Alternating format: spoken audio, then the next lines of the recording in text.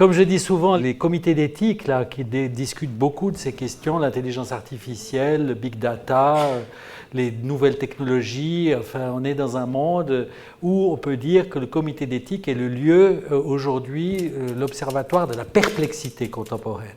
Je crois que c'est la perplexité et en particulier le signe d'appel, c'est l'angoisse. L'angoisse et la perplexité contemporaine, au fond, qui vient comme question dans les comités d'éthique. Alors, la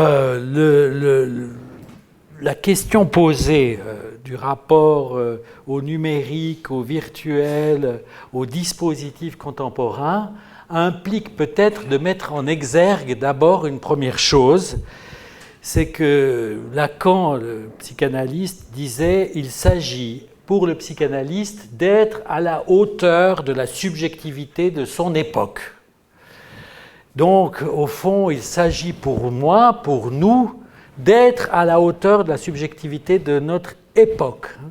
Et au fond, il y a une bipartition par rapport aux technologies et qu'on rencontre dans les comités d'éthique entre d'un côté ce qu'on pourrait appeler les technoprophètes qui disent tout va changer, le monde s'ouvre, les choses sont enfin résolues, on est sorti d'une impasse majeure et on va faciliter les traitements psychiatriques, les traitements médicaux, l'enseignement, l'éducation, à la lumière de ces nouvelles technologies, donc côté techno-prophète, et puis de l'autre côté technophobe, voire je dirais techno-catastrophiste, en disant tout s'en va, tout s'effondre, plus rien n'est comme avant. Bon, c'est vrai que mon livre traite des technologies de la procréation. On peut dire que les futurs marginaux, c'est ceux qui utilisent, je ne sais pas, une panne d'électricité, un événement particulier à la montagne, un jour blanc pour procréer, n'est-ce pas, de façon non médicalement assistée, sans prudence, sans contrôle du sperme, sans analyse génétique, sans séquençage du génome. Enfin voilà, donc ça c'est les futurs marginaux. Hein, c'est ceux qui, au fond, font ce que certains ont fait, même si nos parents faisaient autre chose en nous faisant. Et ils étaient même très occupés. Donc, au fond, la question qui se pose, c'est ce rapport à ces nouvelles technologies, à ce monde qui change. Et un monde qui change à travers des technologies, en fait, plus vite que notre possibilité de le suivre. Donc, on ne peut pas maudire son époque. Je pense que ça, je mettrai en exergue. D'un autre côté, ce n'est pas une raison pour ne pas voir où on est. Et au fond, avoir aussi le courage d'être critique. Oser résister. Ne pas se laisser capter par la situation, hein, qui est un signe de folie. Hein. Lacan aussi, dans un texte ancien, le stade du miroir disait que la folie, c'est la captation par la situation. C'est un texte très ancien, au fond, qu'il a prononcé avant la guerre et après repris après la guerre. Je trouve qu'aujourd'hui, on est dans un monde des identités, un monde de la captation, un monde de la captation par la situation. Et que tout le monde est capté par la situation. Ceux qui sont pour, ceux qui sont contre, ceux qui se donnent une origine en se donnant une identité.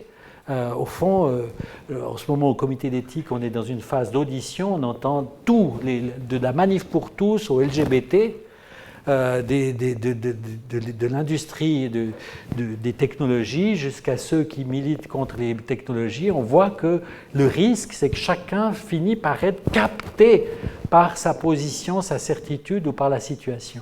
Vous voyez, cette idée de capter par la situation. Vous comprenez déjà, d'ailleurs vous me faites parler devant un écran, qu'on peut être capté par l'écran, hein, capté par intranet ce maudit, c'est marqué. C'est curieux d'ailleurs, pourquoi intranet ce maudit. Et ensuite c'est mis mot de passe, bon je ne l'ai pas, et changer d'utilisateur. Donc voilà un peu le message que me réservent les enseignants du canton et le syndicat. Donc un film que vous avez sûrement vu en 1965 qui s'appelait Masculin-Féminin de Godard, un tout petit extrait assez étonnant dans Masculin-Féminin de Godard, qui traite de plein de choses, et comme plein d'incises dans les films de Jean-Luc Godard. Il y a une petite inventaire à un moment. Il dit, c'est une sorte de voix off, « Des savants américains ont réussi à transmettre des idées d'un cerveau à l'autre par des injections. Dans une vingtaine d'années, chaque citoyen portera un petit appareil électrique permettant d'éveiller des sentiments de plaisir et des satisfactions sexuelles. » Donc tout ça avec le personnage assez déprimé qui va faire sa lessive dans un machin public, quoi. Hein, donc, vous voyez, et puis qui est torturé par l'amour.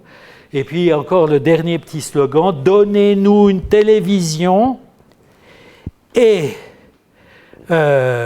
donnez-nous une télévision et une auto et délivrez-nous de la liberté. » Troisième assertion au milieu du film. On pourrait dire aujourd'hui, « Donnez-nous des écrans et délivrez-nous de la liberté. » Donc, un film plus récent que vous avez tous vu parce qu'il a marqué, qui s'appelle Her, de Spike Jonze, décrit un homme solitaire tombant petit à petit amoureux de Samantha. Samantha, c'est une voix issue d'un dispositif artificiel, l'intelligence artificielle qui régit son portable et son ordinateur. Et cette voix, c'est celle de Scarlett Johansson. Et cette voix surgit, et c'est l'histoire d'un homme qui se noie dans les nouvelles technologies pour oublier sa peine. Rien ne vaut cette obsédante voix de machine suave, sexy, qui le sort de l'ennui, qui le sort de la mélancolie, une voix qu'il attendait depuis une éternité, une voix d'un hors-temps, hors-lieu, hors-corps. Caractéristique de cette voix dont il tombe amoureux avec passion. Certains d'entre vous ont vu ce film. Il est tout le temps avec cette voix, il est tout le temps avec son portable, il fait des selfies, il filme, il se filme, il l'emmène enfin dans sa vie. C'est un film qui se joue entre un passé infini et un futur infini, dans un temps figé, finalement un temps hyper présent, mais illusoire, l'illusion de l'hyper présent. Dans le non-temps d'un présent sans corps. Il y a un érotisme sans corps de cette voix, un érotisme particulier, obsédant, aliénant, mais aussi vital pour lui, par le fait de la cristallisation amoureuse à la Stendhal qu'il réalise autour de cette voix sans corps, sans sexe, sans cerveau. Et que cette énamoration, l'acteur Joaquin Phoenix la joue de manière absolument stupéfiante. C'est un état d'aliénation, un état de captation, un état d'absence à soi-même, et en même temps de présence à tout. Il est vraiment hors temps, hors corps. Et c'est bien le thème qu'on va discuter ici ce soir, en rajoutant aussi hors sexe. On trouve quelque chose au fond dans Her, d'un autre film de Spike Jonze, qui décrit la sexualité métaphysique, donc dans la peau de John Malkovich, qui est une autre réalisation de cet acteur, et dans le fait de faire l'amour à travers un autre corps, faire l'amour sans passer par le corps. Sans passer par son corps. Peut-être c'est ça l'avenir de l'homme, hein, faire l'amour sans corps, sans sexe, en passant par des dispositifs, sous contrôle par les GAFA, de vos potentialités génétiques et procréatives. On se fabrique ainsi, c'est vrai que c'est très présent dans la clinique, c'est probablement très présent dans la scène enseignante, d'où votre question sur ces dispositifs. On fabrique des vies de façon virtuelle, sans corps, sans sexe, sans cerveau, sans incarnation dans le temps, au fond, comme dans le syndrome de Cotard. Le syndrome de Cotard, qui est une mélancolie qui a été définie de façon remarquable par Cotard au XIXe siècle. C'est un délire de négation d'organes. On en voit moins maintenant des délires de négation d'organes, peut-être parce que tout le monde délire et que tout le monde passe la plupart du temps sans cerveau, sans corps, sans sexe, sans organes. Donc nous sommes dans une époque du Cotard généralisé. Je relis le petit fragment de Cotard. D'ailleurs, c'est très intéressant parce que Jean Starobinski, dans son livre sur la mélancolie, a consacré un chapitre à Cotard, et alors que Starobinski cite de façon brève, c'est ciselé, il prend une toute petite citation et puis il développe, lui, la thèse, là, il cite sur plusieurs pages, en italique, vous lisez Cotard, parce que tellement c'est bien ce qu'a écrit Cotard. C'est vraiment la lecture actuelle pour se repérer dans la situation. Je lis, Mademoiselle X affirme qu'elle n'a plus, donc je lis la description de Cotard, ni cerveau, ni nerfs, ni poitrine, ni estomac, ni boyau. Il ne lui reste plus que la peau et les os du corps désorganisés. Ouvrez la parenthèse, ce sont là ces expressions, précise Cotard. Fermez la parenthèse. Ce délire de négation s'étend même aux idées métaphysiques qui étaient naguère l'objet de ses plus fermes croyances. Elle n'a pas d'âme, Dieu n'existe pas, le diable non plus. Mademoiselle X n'est plus qu'un corps vide. Voilà la définition du syndrome de négation de Cotard. Le patient mélancolique du syndrome de Cotard se pense en effet sans âme, sans cœur, sans cerveau, sans sexe, sans organes, sans corps, dans un état qui n'est ni la vie, ni la mort. Ils sont morts vivants. Ils sont vivants morts, dans une éternité immobile, toujours présente, toujours à disposition. Aujourd'hui, le corps disparaît aussi, se virtualise, se pulvérise, jusqu'à laisser la place à des petites machines diverses, jusqu'à être substitué par des dispositifs virtuels.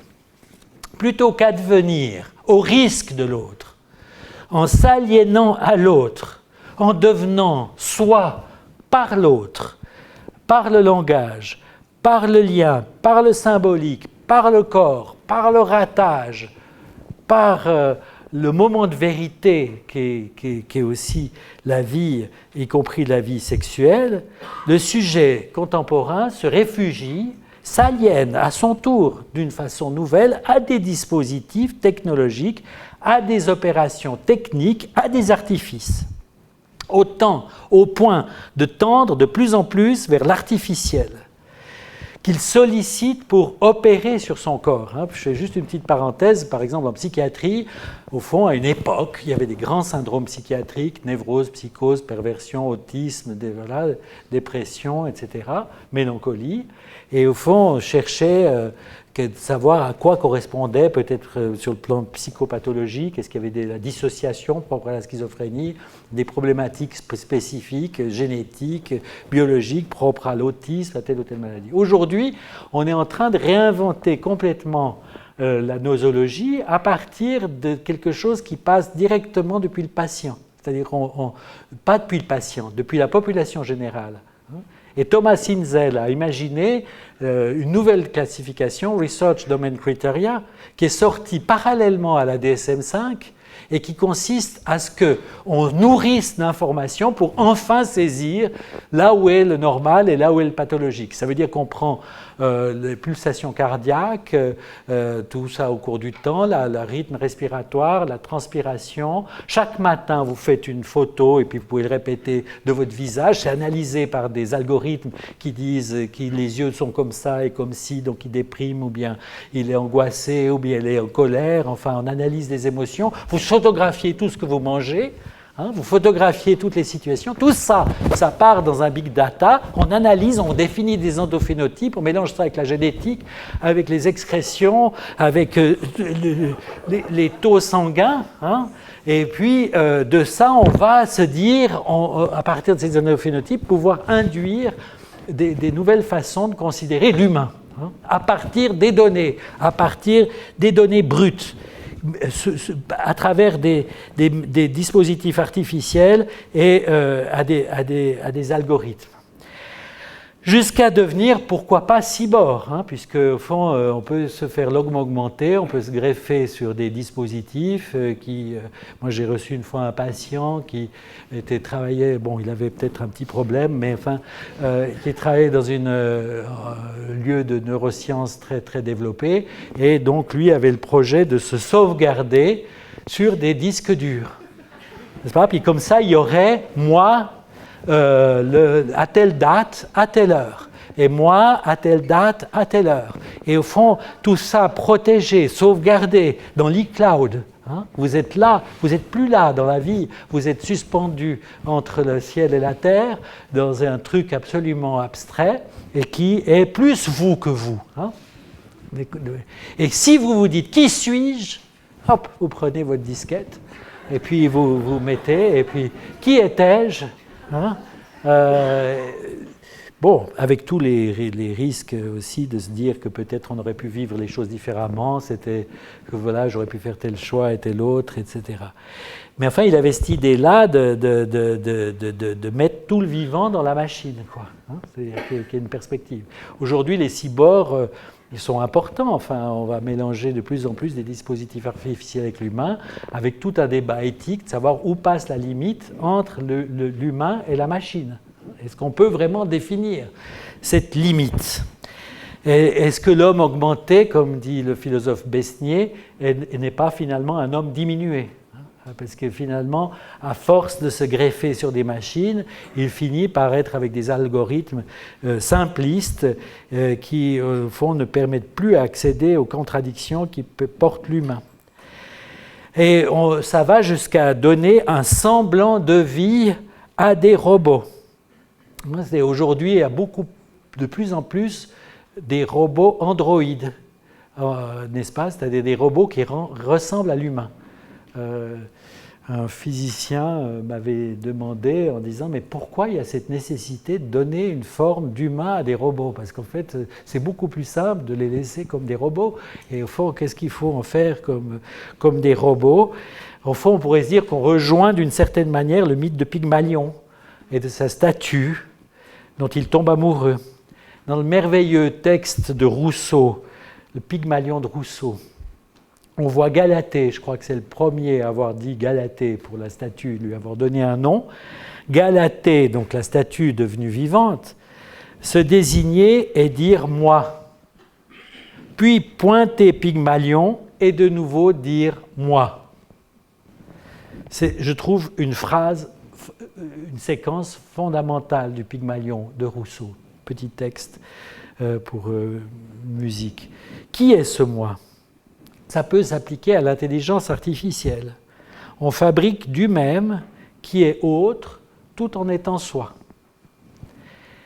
Prenez par exemple Sophia, ce robot androïde qui a défrayé la chronique, créé à la ressemblance d'Audrey Hepburn. Vous l'avez vu, Sophia?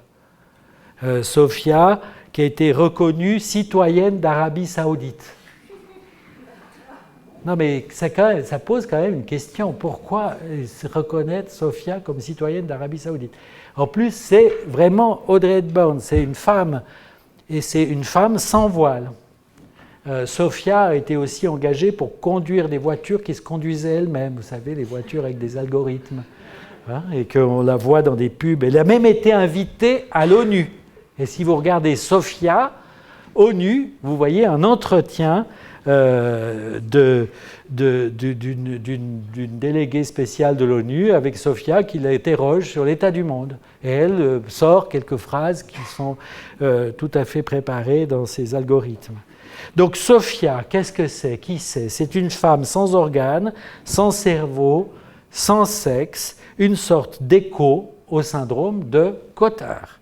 Ces robots sont des dispositifs, en effet, fondamentalement mélancoliques. Moi, je me dis, il y a quelque chose de mélancolique dans la société contemporaine. Ils échappent à la mort, ce qui est vraiment le but de toutes les technologies, de tout ce qu'on essaye de fabriquer, mais ils ne sont pas vivants. Je crois que c'est cet élément-là, enfin le mélancolique est hors du temps. Et étant hors du temps, il est éternel, il essaye d'échapper à la mort. Est-ce qu'on pourrait faire que Pygmalion, l'hypothèse que Pygmalion, avant d'être créateur, était lui-même sous l'emprise d'un état mélancoliforme? Ne retrouvons-nous pas aujourd'hui une époque mélancolique qui se manifeste à travers des dispositifs?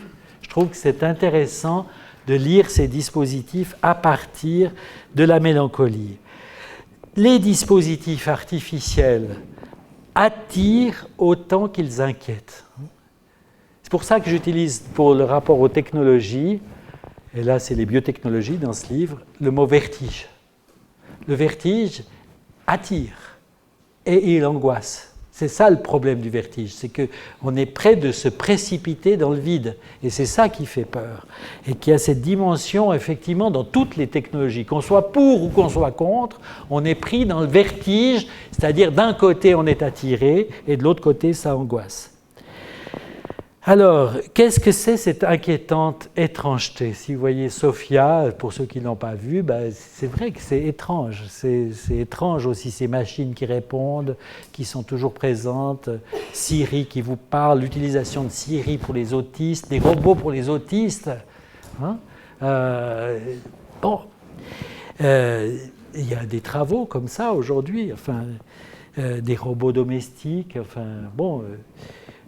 il y a les sex-bots aussi, hein, les robots sexuels. Il y a le magnifique film de Koreeda qui s'appelle Erdol, je ne sais pas si vous l'avez vu. C'est vrai que le cinéma est un captateur du contemporain. Et dans le film Erdol, c'est un robot sexuel japonais qui petit à petit, à travers l'amour de l'homme, devient une femme. Donc vraiment, Pygmalion, nouvelle formule. Que voit-on dans un robot? Que voit-on dans une machine? Que voit-on dans un dispositif? On se voit hors de soi, déshumanisé, projeté dans des dimensions artificielles. Finalement, un peu tel l'homme-machine de la maîtrise, soumis à un déterminisme purement mécaniste. Ou est-ce que cette machine ou les écrans qui nous regardent, qui nous montrent à nous-mêmes, tout en nous dépassant, ne sont pas finalement des écrans qui nous absorbent? On est absorbé par l'écran. On regarde, mais c'est nous qui sommes regardés. L'écran est omnivoyeur. Je suis très pris par mon iPhone que je dois changer de numéro 6 à numéro 8. Et ce matin, j'étais en train de vouloir le synchroniser. J'étais pris dans le truc, j'étais complètement perdu. J'ai appelé un service d'aide qui m'a dit il faut appeler Apple. J'ai le numéro, je vais vous donner. Et Apple a dit, puis il disait mais bon, vous mélangez complètement. Et il a dit mais bon, écoutez, est-ce que vous êtes d'accord d'un écran partagé? Et donc j'ai dit oui, donc il m'a fait faire des manipulations, mon écran est devenu noir, et puis une flèche est venue sur mon écran, et il m'a préparé ma conférence, enfin il a tout fait pour ce soir, et donc je ne fais que dire ce qui a été préparé. Non mais il y a une dépropriation de soi qui est assez... voilà. Bon, ce qui est visé, je termine cette première partie, ce qui est visé est de se libérer du temps en se libérant du corps, et donc en se libérant de la finitude. Je crois que c'est ça l'enjeu des dispositifs technologiques. Bien que, entre nous, il n'y a pas plus déchets que toutes ces machines, qui finalement, à peine vous l'achetez, objet précieux, cause du désir, objet A, dirait Lacan, porté au zénith de la civilisation. Une fois que vous l'avez acheté, s'il est déjà démodé, il est périmé, il tombe en panne, et puis vous ne savez même pas où les jeter, tellement c'est compliqué et c'est toxique, etc. Donc il y a quand même un petit problème avec ça, et qu'au des comités d'éthique, on parle des algorithmes des voitures autoguidées. Il y a eu récemment un mort, il y en a de temps en temps. C'est très compliqué. Question au comité d'éthique, entre une voiture avec 5 personnes qui doit freiner brusquement en les projetant dans le creux à côté de la route et un piéton sur comment l'algorithme va calculer la chose. C'est-à-dire, l'algorithme va-t-il être programmé pour tuer le piéton en disant « sauve 5 personnes » bravo, ou bien l'algorithme va-t-il précipiter 5 personnes dans le gouffre pour sauver un piéton? Ensuite, qui est responsable de l'algorithme? C'est le conducteur, c'est l'acheteur, c'est le vendeur, c'est le fabricant, c'est le concepteur. On est perdu. Bon. Donc, mais je crois que l'enjeu, avant de passer à ma deuxième partie, l'enjeu, c'est réellement de se dire qu'il y a quelque chose de mélancoliforme, il y a comment dire, la question de la mélancolie est un bon analyseur du contemporain. Ils sont tous excités, alors peut-être vous me direz la manille, c'est l'envers de la mélancolie, ils sont tous excités, tous ceux qui vendent ça. En même temps, ils sont complètement déprimés. Les gens qui sont vraiment dans Google, Microsoft et tout disent surtout ne pas éduquer nos enfants avec ces machines. Des livres, des enseignants traditionnels, même les pires du syndicat vaudois, enfin, c'est-à-dire plutôt que de disparaître dans cette virtualité. Mais je pense que l'interprétation mélancolique, elle est importante, cette mélancolie comme hors du temps, et c'est-à-dire par rapport au projet de ne pas vivre tout en vivant pour échapper à la finitude. Mais y échappe-t-on vraiment? Dorian Gray veut se soustraire à l'impact du temps. C'est au fond un roman qui trouve une pertinence incroyable par rapport aux problématiques contemporaines. Il veut se soustraire au corps, il vise l'intemporel, il vise l'éternité hyper présente, une éternité atemporelle. Mais son opération, on se souvient, échoue, car son double, le portrait, l'écran, dirait-on aujourd'hui, lui montre et lui rappelle sa vieillesse. Il va alors d'un crime à l'autre. Il tue d'abord le peintre qui a réalisé le tableau, et ensuite l'objet même, à savoir son portrait. Et en tuant le portrait, vous vous souvenez que, au fond, c'est lui qui prend les traces du temps, et il devient plus qu'un déchet effrayant. Dorian Gray, c'est un mélancolique littéraire, c'est quelqu'un qui réalise son suicide en plantant son couteau dans le tableau, en tuant l'objet auquel il s'est identifié. Avec sa mort, le temps a retrouvé sa place et sa fonction. Son corps, cadavre, est marqué soudainement de toutes les traces jusque-là soustraites dans la réalité du corps et qui étaient apparues sur le portrait. On fait face aujourd'hui à de nouvelles formes de la psychopathologie issues de l'usage du virtuel. Ça, c'est important, effectivement, c'est une préoccupation que vous avez. C'est des nouvelles formes. La psychopathologie se réinvente. Comme cette patiente qui me disait « Comment dois-je faire avec mon corps ?» Bon, c'est intéressant comme question, enfin, c'est fondamental, on se la pose tous. Comment dois-je faire avec mon corps? Et effectivement, il y a des adolescents qui vont aujourd'hui jusqu'à mettre leur vie en péril, parfois en recherchant la mort, devenant protagonistes de jeux comme s'ils étaient des machines de guerre, des Robocop augmentés. Et effectivement, ils remettent en jeu le sujet, le corps, au-delà de l'idéal artificiel de notre époque qui les perd. Bien. Ok. Grande phase un peu trop techno-catastrophiste. Faisons un peu de dialectique. Au fond, tout ça, ce sont des dispositifs.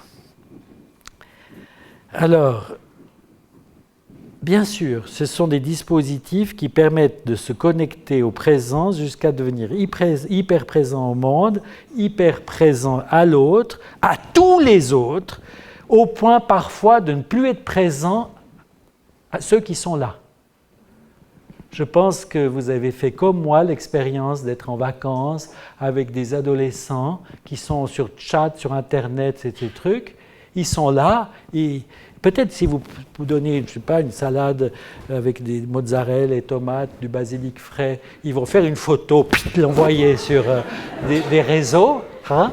Et puis, ils sont présents avec tout le monde parce qu'en fait, ils communiquent, ils sont présents avec tout le monde, sauf avec ceux qui sont là. Sauf avec vous qui enseignez, sauf, bon, vous enseignez, peut-être qu'il y a des règles dans les gymnases et des trucs, bon, mais enfin, si vous enseignez à l'université, tout le monde regarde le match de foot, un film porno, enfin, de toute façon, le film, le cours est filmé, on peut le regarder ensuite par Internet pendant qu'on est au repas de famille, de Pâques, enfin, on peut voir le cours d'anatomie, donc il faut... Ça veut dire qu'il y a une dissociation temporelle et effectivement, on a cette hyper-présence virtuelle, mais sans présence réelle. Hein, une hyper-présence qui virtualise l'autre. Une hyper-présence qui implique la nécessité de l'hyper-absent. Et puis c'est un hyper-présent addictif qui implique un hyper-absent addictif et une addiction à l'instant. C'est ça que vous avez relevé dans un article que j'ai écrit, c'est-à-dire cette addiction à l'instant, c'est-à-dire que, vous savez, le névrosé, c'est l'obsessionnel, c'est si j'avais su, si j'avais pu, j'aurais dû, trop tard. L'hystérique, c'est trop tôt. Ah non, mais vous n'y pensez pas. Mais je suis venu manger avec vous, mais je ne pensais pas. Non, vraiment, là, il y a un malentendu. Voilà, traumatisme de la séduction, hein, trop tôt, trop tard. Là, on est dans l'hyper-présent, on est dans l'addiction à l'instant. Il y a un rapport à la temporalité qui est tout à fait particulier. Bon, donc, mélancolie sans corps, mélancolie sans temps, hyper-présence. J'en viens... parce que j'ai rajouté ce bout qui, au fond, correspond à la suite de ma première partie, en fait, sur cette histoire.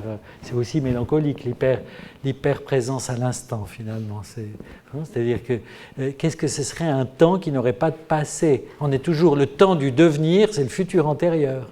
Il y a un jeu d'anticipation, de rétrospection. On sait qu'on n'atteint pas le présent. Le présent est inatteignable. Le temps fait symptôme parce que le présent est inatteignable. Ça, c'est vraiment la règle de la clinique. Hein. Et qu'au fond, le présent est inatteignable, en même temps, le présent est l'occasion de tout. Parce que ce qui était n'est plus, et ce qui sera n'est pas encore. Donc, en fait, à chaque instant, on est dans une liberté presque angoissante. Je m'étais occupé aussi il y a longtemps d'une petite fille, qui est peut-être aussi dans la salle, hein, qui était à l'hôpital avec une angoisse parce qu'elle sentait son cœur battre. Et puis elle disait toc, toc, toc, toc. Ça repart. Mais si ça repart, c'est que ça s'arrête. Qu'est-ce qui me dit que ça va repartir? Un jour, ça ne va plus repartir. Et elle disait ça avec une intelligence. À l'âge de 8 ans, le matin, quand je suis arrivé, les infirmières qui avaient fait la nuit étaient accrochées dans les abat-jours, complètement angoissées, en disant « mais elle a raison hein, qu'est-ce qu'on a comme garantie quoi, hein, de cette... Alors, au fond, là, on sent qu'il y a quelque chose qui a à voir à la mort, à la finitude, au corps, à la marque du temps dans le corps, voilà, et puis qu'on préfère se brancher dans un instant éternisé. Bon, vous avez compris le message. Bien. Revenons. Je commence seulement maintenant ma deuxième partie, qui sera courte. Plus dialectique, un peu comme j'ai pu discuter un peu en préparant. C'est-à-dire, je me dis, bon, ok, d'accord, c'est vrai, ce que je dis, je pense que c'est important de le réaliser. En plus, il y a un marché. Il y a un marché de l'addiction à l'instant, il y a un marché de l'artificiel, il y a un marché de la mélancolie, il y a un marché de sortir de la mélancolie par des dispositifs infinis qui nous mettent en contact avec le monde entier, qui nous permettent de ne pas être en contact avec ceux qui sont présents. Ok, bon. Mais au fond, tout ça, c'est des dispositifs. Je prends dispositif au sens d'Agamben, le philosophe Giorgio Agamben, qui le reprend en fait en le modifiant un peu de Foucault. Je trouve que l'idée de dire que c'est des dispositifs est une bonne idée pour penser cette affaire. Un dispositif, qu'est-ce que dit Agamben? J'appelle dispositif tout ce qui a d'une manière ou d'une autre la capacité de capturer, d'orienter, de déterminer, d'intercepter, de modeler, de contrôler et d'assurer les gestes, les conduites, les opinions et les discours des êtres vivants. Ça, c'est les dispositifs. Là-dessus, il développe. Il dit qu'il y a au fond deux polarités des dispositifs, deux types de dispositifs. Il y a des dispositifs subjectivants. Le langage, l'écriture, la littérature, pourquoi pas l'école, la philosophie, des dispositifs qui médiatisent le surgissement du sujet, qui médiatisent le traitement de l'impossible, le traitement du réel, le traitement de l'impensable, qui médiatise, qui s'interpose par rapport à la détresse, à l'inachèvement de l'humain. La caractéristique de l'humain, c'est d'être le plus inachevé des vivants. Hein, donc en fait, il a besoin de l'autre.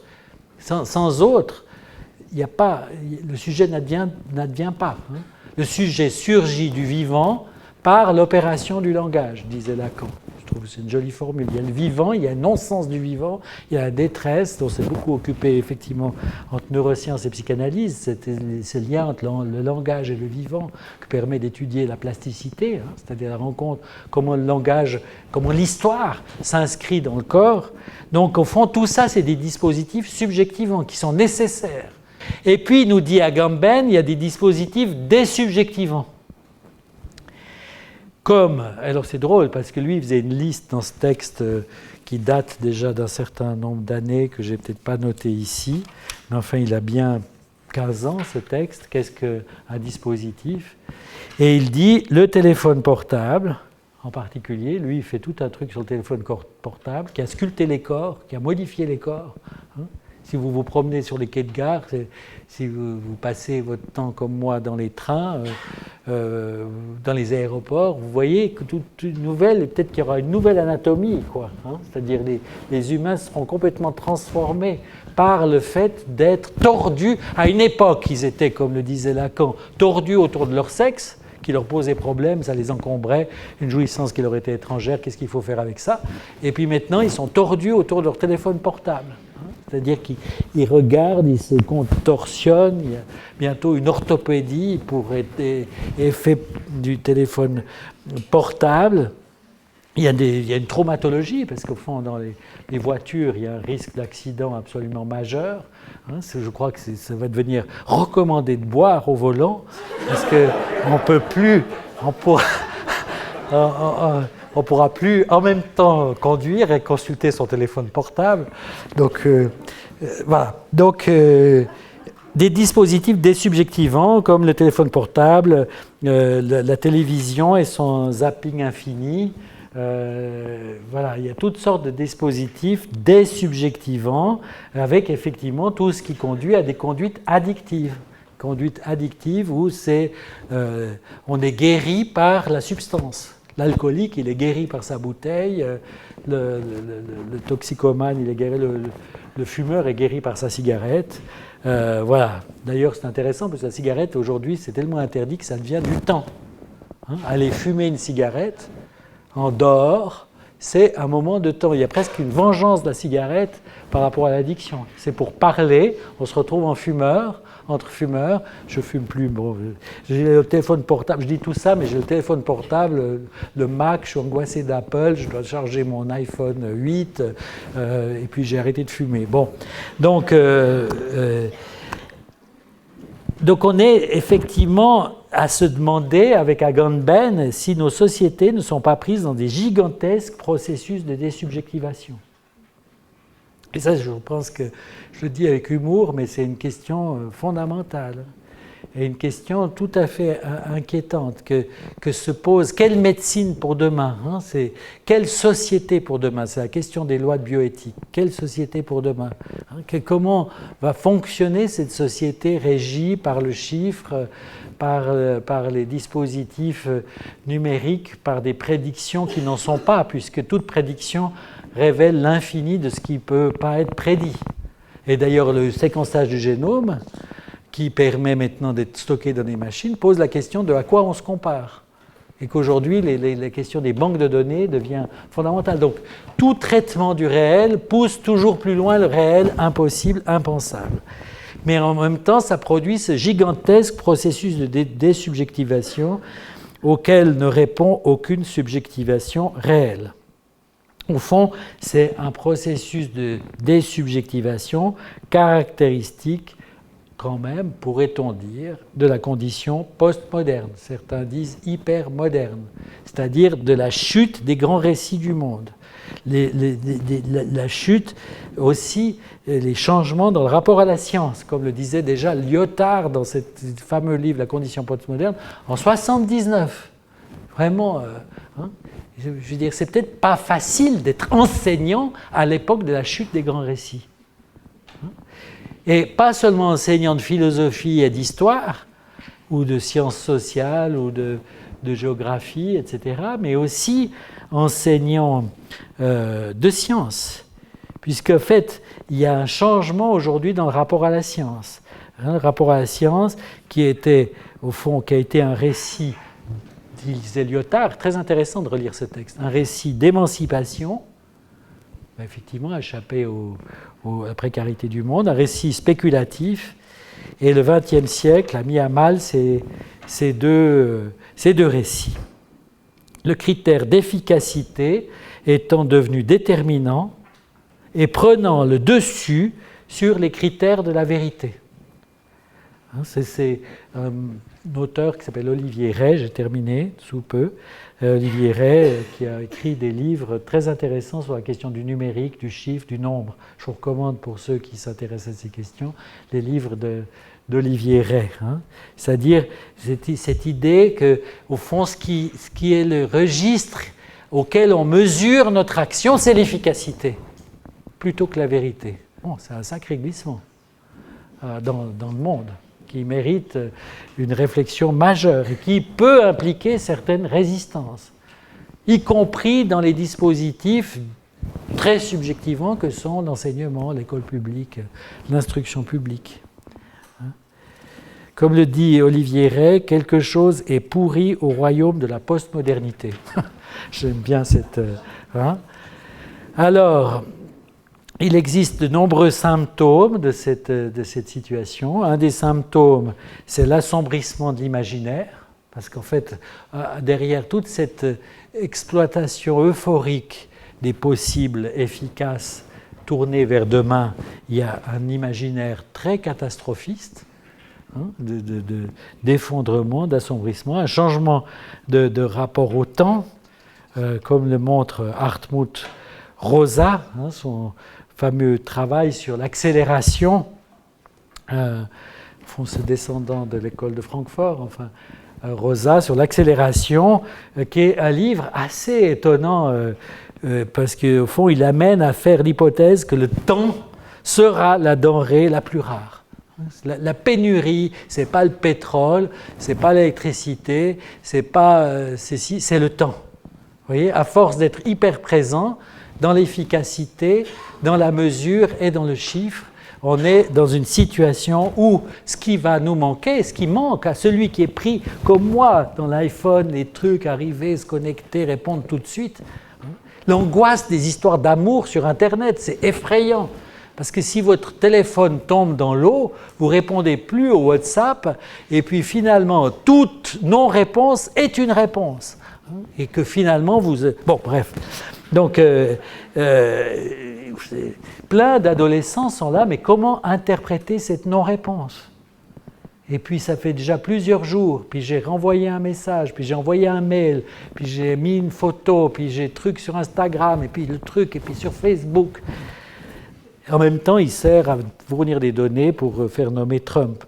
Bon, donc en fait, il y a une accélération de la vie à laquelle contribuent beaucoup ces dispositifs technologiques et qui se manifestent effectivement par un vécu de stress lié à une carence temporelle. Enfin, je crois que c'est un nouveau type de stress, la carence temporelle, qui peut amener des dépersonnalisations. Là, je parle un peu de clinique. Les gens sont tellement pris dans cette immédiateté de la réponse, d'ailleurs, en plus, qui crée énormément de malentendus. Si dans une institution vous répondez par mail, vous augmentez les malentendus. L'homme n'est malentendu, mais enfin, c'est caractéristique effectivement du style addictif contemporain. D'être tous connectés aboutit à être tous déconnectés. Déconnectés les uns des autres, déconnectés de la contingence, du moment qui survient et au fond qui nous met dans des impasses particulières. Il y a un film extraordinaire de Wim Wenders que j'ai jamais revu, que j'ai vu qu'une seule fois et que j'ai dû réinventer, qui s'appelle Until the End of the World. Je ne sais pas si c'est des camps de prisonniers où les gens sont prisonniers de petits dispositifs. C'est un film vraiment prophétique qui sont branchés sur leurs fantasmes. Donc plus besoin de murs, plus besoin de grillage. On met les gens dans des camps de concentration, ils sont seulement concentrés sur leurs propres fantasmes, dans une addiction aux fantasmes, chacun étant pris par son écran. Bon, donc, peut-être qu'entre le dispositif aliénant, le dispositif subjectivant, et le dispositif désubjectivant, il y a peut-être une troisième voie. Je termine là-dessus en 2 minutes, parce que la carence temporelle va bientôt nous toucher. En 2 minutes. C'est-à-dire, cette troisième voie, c'est celle qu'on rencontre en tout cas dans la clinique. C'est-à-dire qu'on vit dans la rencontre, qui est toujours une expérience singulière. La rencontre, c'est l'expérience de la singularité en tant que telle. Ça, c'est la base de la clinique. Je pense que c'est aussi la base de l'enseignement. Entre l'élève qui est tombé dans le monde par la volonté des parents et de cette loufoquerie qu'on appelle l'amour, ou bien peut-être qu'il n'y en avait même pas, et puis qui arrive dans votre classe à un moment donné, et vous, qui êtes aussi venu de je ne sais quoi, vous vous retrouvez ensemble dans le temps présent, dans le présent. C'est un moment fondamental, à partir duquel la contingence se joue. On peut échapper à la nécessité, on peut créer autre chose, on peut inventer, on peut s'inventer. Alors je pense quand même que les jeunes, ils rêvent avec leur petite machine. C'est-à-dire qu'ils sont dans une invention du quotidien. Le paradoxe des dispositifs, c'est que ces dispositifs sont tous les mêmes, mais chacun a un usage singulier des dispositifs. Et quand je rencontre des jeunes qui sont là, pris dans une addiction au jeu, machin, à l'écran, au truc, j'essaye d'entrer dans ce qu'ils sont en train de faire, dans leur usage singulier du dispositif, dans leur capacité d'inventer, de réinventer, de rêver, de poétiser leur quotidien. Ça, je crois que c'est très important au terme de cette conférence, qui a quand même une pente influencée par monsieur oui, c'est vous qui m'avez programmé pour...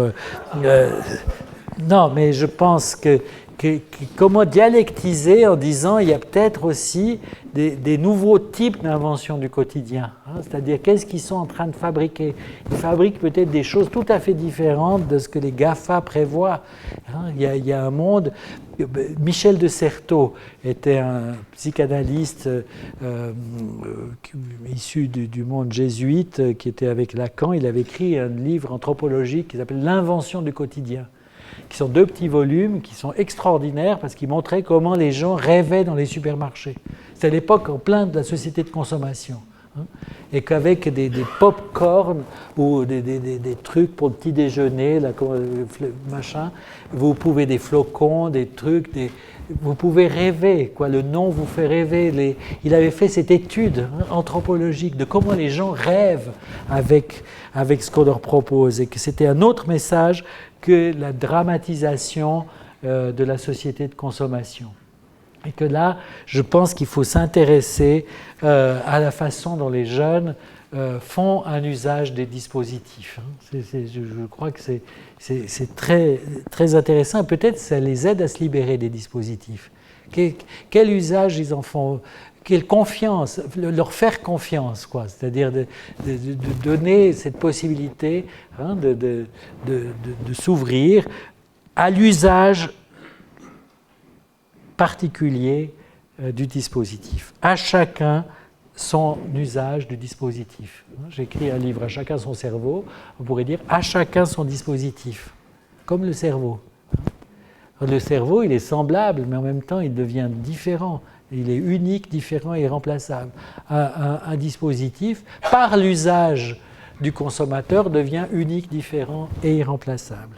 Et donc, en fait, c'est très important de se dire que peut-être les jeunes qu'on rencontre, ils sont en train d'inventer un monde.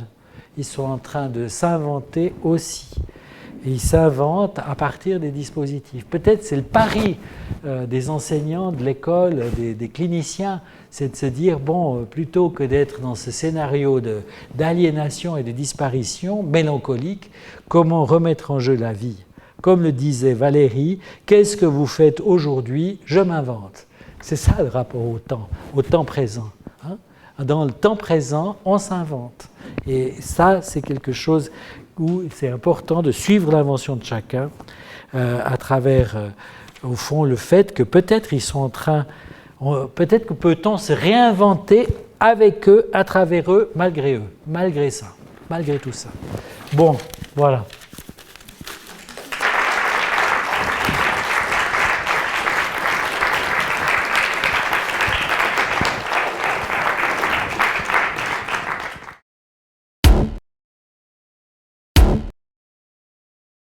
Disparition de soi dans les dispositifs, et puis l'autre côté qui est le pari de l'invention de soi et du sujet qui s'invente et de la confiance.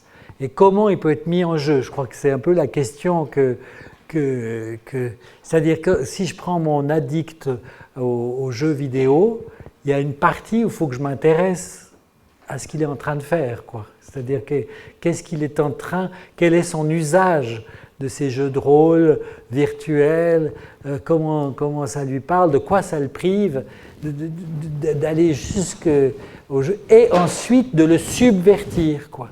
Je dirais que c'est peut-être qu'il faut arriver à subvertir les dispositifs, à les mettre sans dessus-dessous. Hein. Et ça, je pense que résister,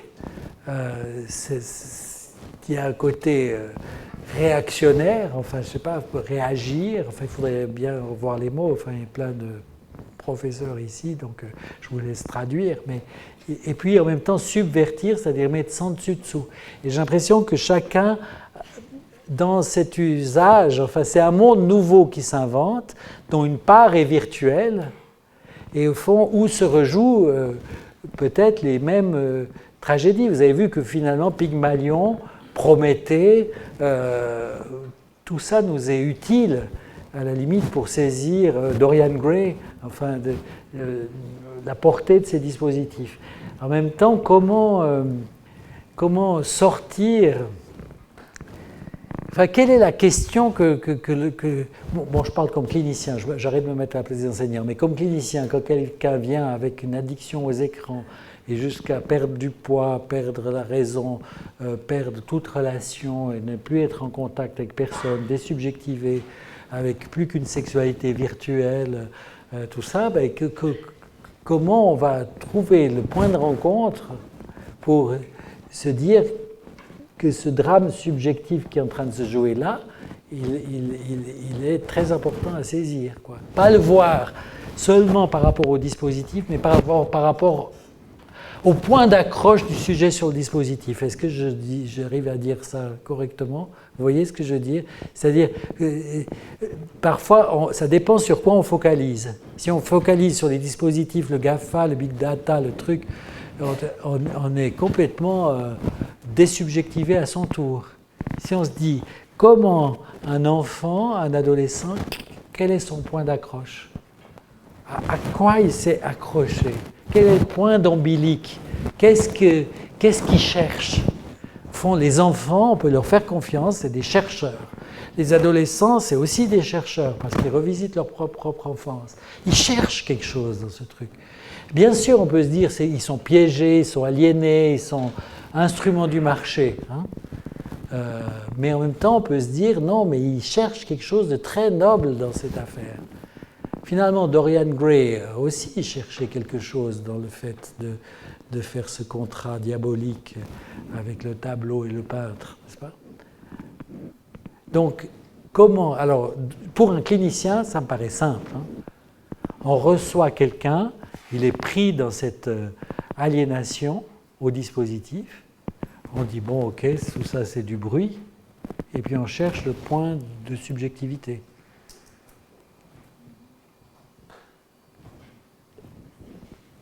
Le point particulier, là où ça a commencé, là où ça finit, le point où ça cloche.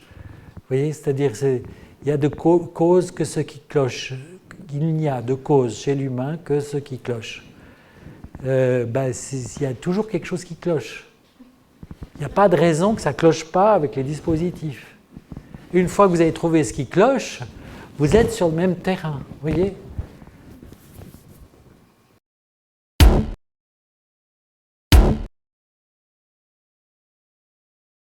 C'est ce processus mélancolique, hein, d'être sans corps, sans désir, sans émotion, d'être gelé, enfin le gel de l'être, quoi, hein, le gel mélancolique, quoi, c'est d'être comme ça. Alors, par rapport à cette question, je dirais, aujourd'hui, les bagarres prennent la forme des identités. Hein. C'est-à-dire, je ne parle pas de la bagarre de quartier, mais ce qui se passe dans le monde, enfin, c'est quand même une question majeure. Quelle est la place des images dans la fabrication des identités, voire dans la radicalisation? C'est-à-dire qu'il y a quelque chose de la rapidité d'une radicalisation qui pose question. C'est-à-dire qu'on peut se radicaliser sur Internet, quoi. Alors, j'ai vu, on m'a présenté des cas où, au fond, cette question est très complexe, parce qu'on peut dire que beaucoup de jeunes sont aujourd'hui dans le prêt-à-porter. Il y a une nécessité du prêt-à-porter, d'un prêt-à-porter identitaire, qui, au fond, à travers l'identité, redonne sens aux choses. Si on se dit génération 68, 68, maintenant on a plein de documents, qu'est-ce qui s'est passé entre 68 et 2018, 50 ans? Eh bien, en 68, il y a le Vietnam, il y a la révolte, il y a le désir. On a opposé la sexualité, le désir, l'amour libre à la guerre. Aujourd'hui, on a substitué le désir au désir l'identité. Et c'est vrai que tous ces programmes, ces machines sont énormément pourvoyeurs d'identité.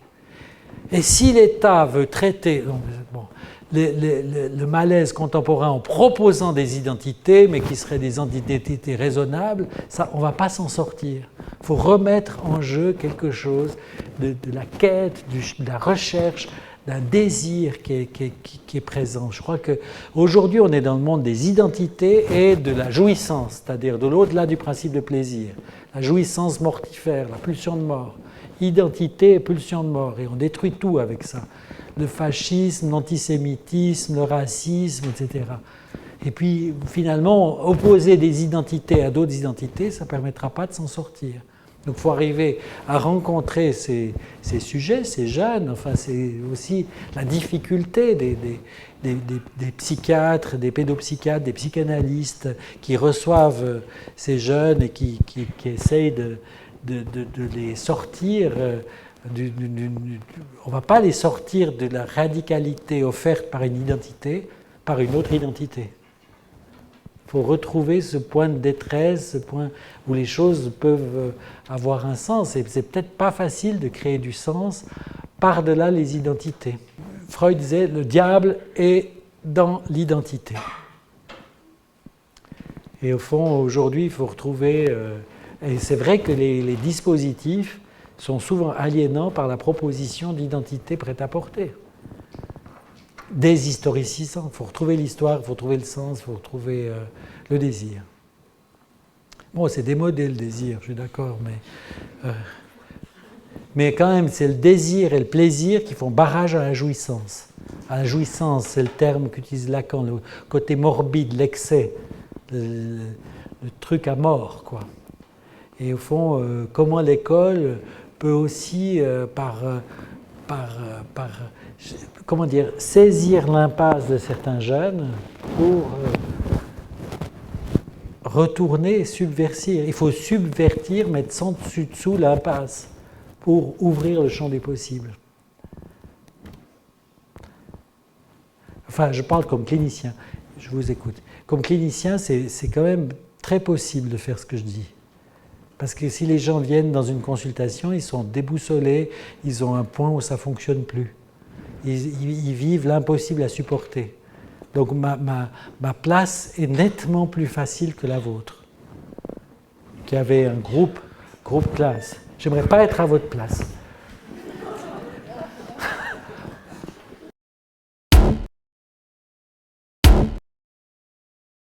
Le problème, c'est que le dispositif, il est nécessaire. Il sort, c'est quand même un style addictif contemporain. Après 45 minutes, ou je ne sais pas comment c'est, il sort son truc, sa tablette. Et puis c'est nécessaire, hein, c'est-à-dire le nécessaire, qui tue le contingent. Hein, c'est-à-dire, c'est quand même, si vous voyez, les gens, ils se mettent sur Tinder pour rencontrer des gens. Puis une patiente me disait, vous voyez, sur Tinder, je vois des hommes, je fais ça.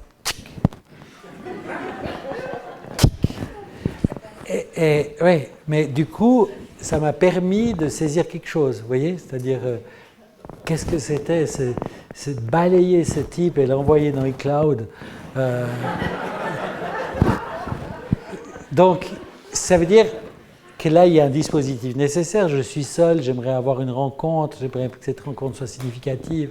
Je veux rencontrer, ça m'est nécessaire. Aller dans un club de rencontre, ça ne marche pas la rencontre. Ce n'est pas parce que deux sont là pour se rencontrer que ça marche. C'est dans la contingence que se produit la rencontre.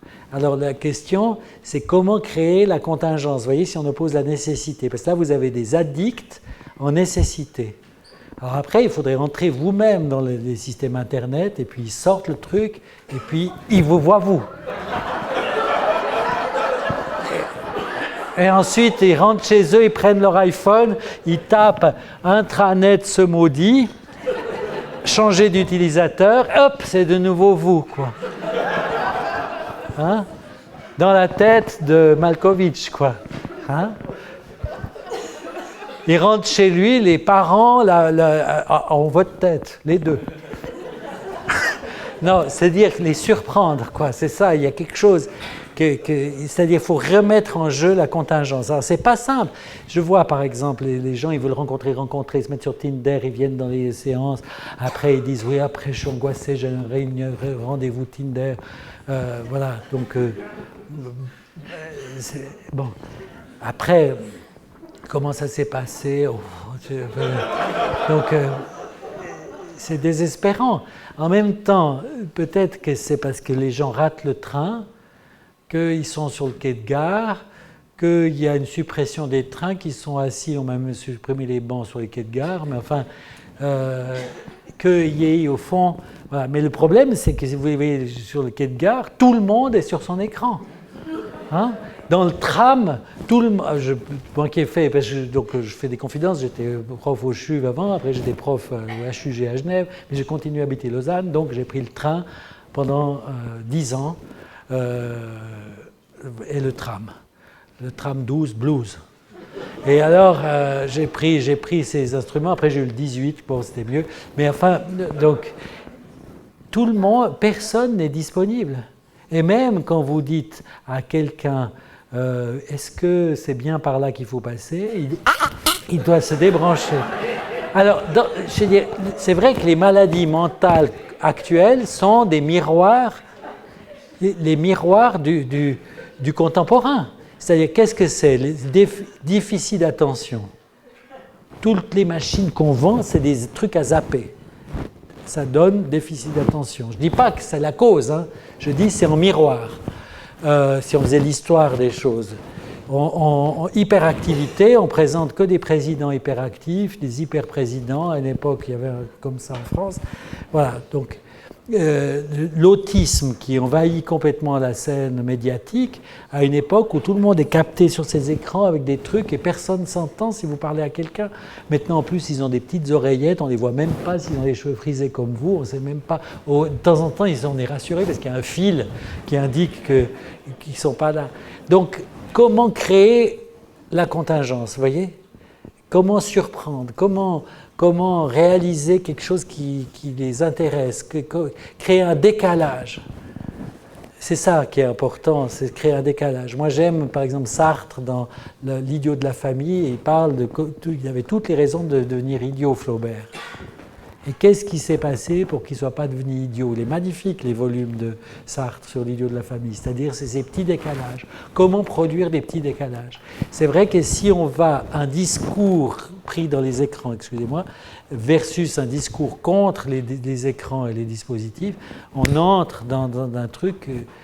Voilà, il faut trouer l'écran, trouer l'image. Il faut déstabiliser. Bon, il y a plein d'humoristes qui ont réussi... à présenter des trucs qui sortent des écrans, enfin tout ça. Oui.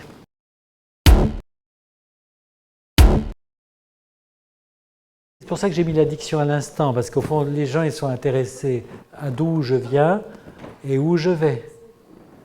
Hein? C'est-à-dire que la fameuse phrase, il y a même des gens qui ont écrit là-dessus, au téléphone, t'es où? Hein? C'est la phrase, t'es où?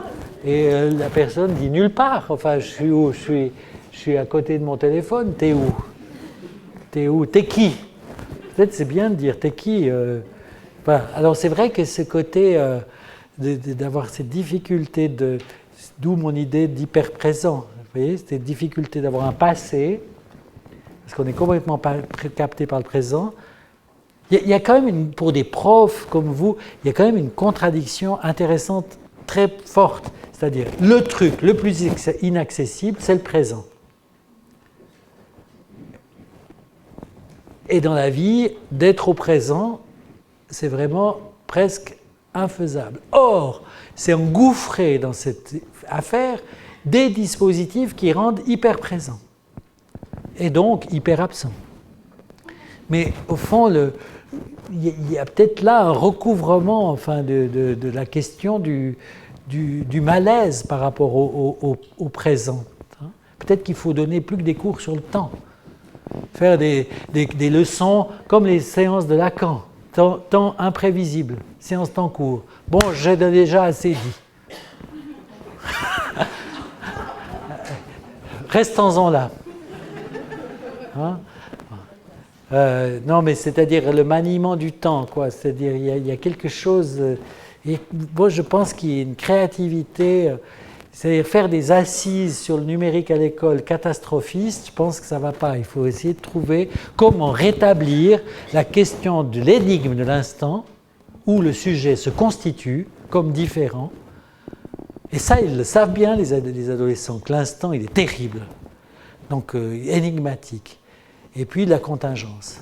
Et ceux qui sont des désespérés de ça, qu'est-ce qu'ils font? Je m'excuse, mais ils font des tentatives de suicide. Parce que dans la tentative de suicide, tac, c'est-à-dire c'est horrible, cette fascination pour le présent. C'est-à-dire qu'ils peuvent faire tout basculer en un instant. Par défenestration, par saut d'un pont, enfin, des drames qui ensuite ruinent la vie d'une famille, des proches, d'un collège, enfin. Alors je ne dis pas que tous, mais il y a quand même quelque chose d'insupportable dans le suicide, parce que c'est un saut hors du temps, quoi. C'est un saut dans le temps, enfin, il y a un truc, c'est un saut dans la vie. le suicide. Si vous interviewez quelqu'un qui se suicide, surtout les adolescents, ils disent pour vivre enfin. C'est-à-dire qu'ils cherchent à atteindre quelque chose qui leur échappe. Donc peut-être qu'il y a un trait, c'est pour ça que cette immense discussion sur la mélancolie que j'ai faite me semble peut-être, voilà, c'est-à-dire c'est comment sortir d'une mélancolie généralisée. Je vous regarde vous parce que j'espère que peut-être tout à l'heure je trouverai votre photo sur mon iPhone, mais on aura tous votre photo sur un iPhone, ce sera comme un film surréaliste. Non, mais bon, si on voit quelqu'un comme Magritte, qui avait presque une anticipation de ça, j'ai dû faire pour une revue d'art une discussion sur ce tableau de Magritte où il est avec une pomme, le personnage a une pomme devant les yeux. Alors évidemment, ça n'a rien à voir, c'est la pomme ça peut se décliner de multiples manières, la pomme d'Ève, la pomme, voilà, il y a plein de pommes, la pomme de Turing, enfin voilà, mais là, c'était très troublant d'avoir le regard bouché par une pomme, quoi. Et peut-être qu'on peut trouver dans les scènes enseignantes, dans l'histoire de l'art, dans des baniments de ça, quoi, qui permettent de déstabiliser par rapport à ce côté figé, de se dire qu'on est sous l'emprise d'une image et d'un instant qu'on pense maîtriser, quoi. Aucun humain n'a pu maîtriser l'instant, sauf le monde actuel. Faites revenir Bergson, quoi. Qu'est-ce que Bergson ferait avec un iPhone?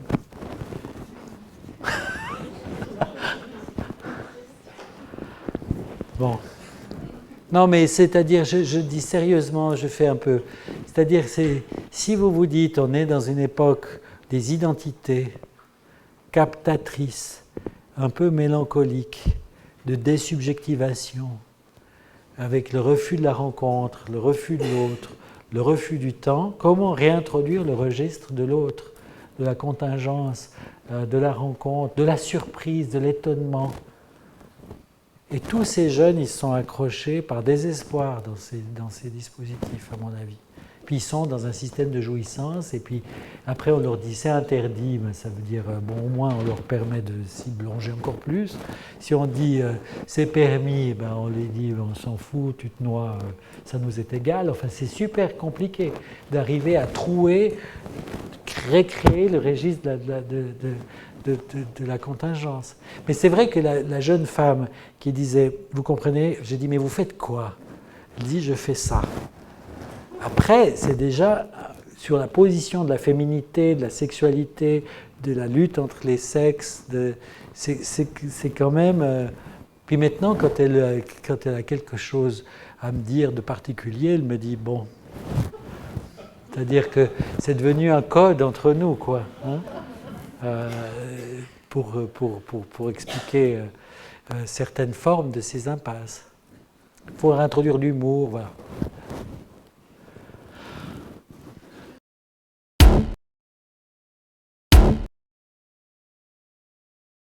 Je m'occupe depuis très longtemps, quand j'étais ici, psychiatre d'enfants, psychanalyste en pédiatrie, des intersexes. C'est des enfants qui naissent avec une ambiguïté du point de vue de leur anatomie.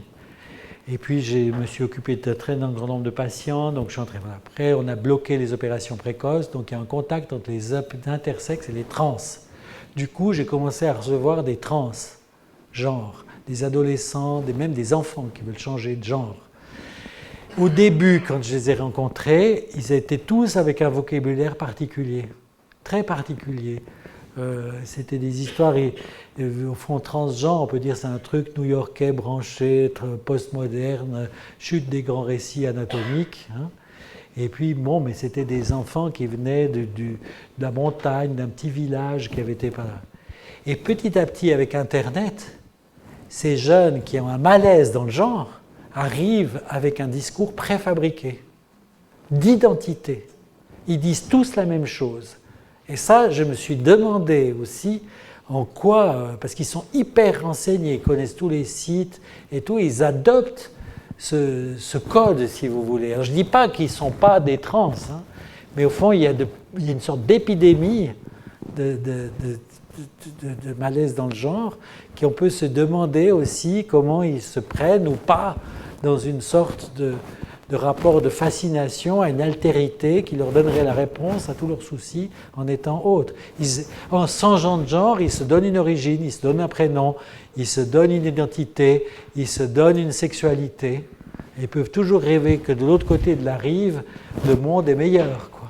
Et là, je pense que la réflexion sur la place d'Internet dans certains choix identitaires est une question très complexe et qu'il faut, comme je dis souvent, en psychiatrie, Lacan avait un terme « s'interposer ». C'est-à-dire qu'il faut s'interposer. Des fois, il faut interpréter, mais il faut s'interposer. Comment s'interposer? C'est-à-dire ne pas répondre de manière standard, soit en étant contre, soit en étant trop pour, mais quand même arriver à questionner. Moi, j'ai le même problème avec les jeunes trans, et certains empruntent d'autres chemins par le fait de pouvoir aussi être l'auteur et l'acteur d'un devenir, mais sans passer par la conformité. Alors, c'est vrai que les machines, les dispositifs impliquent des discours conformistes qui envahissent la scène et qui envahissent la scène du genre.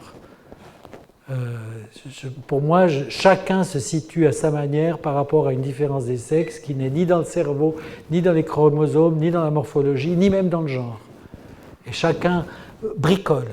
Il faut remettre en jeu le bricolage, quoi, au sens de Lévi-Strauss. Il faut permettre aux gens de bricoler. Comment bricoler son iPhone, quoi, c'est-à-dire de faire des trucs là-dedans qui soient singuliers. Comment retrouver la singularité. Et ça, pour moi, quand les jeunes, c'est comme à une époque, il y avait des traumatisés qui arrivaient tous semblables, traumatisés. Bon, bref.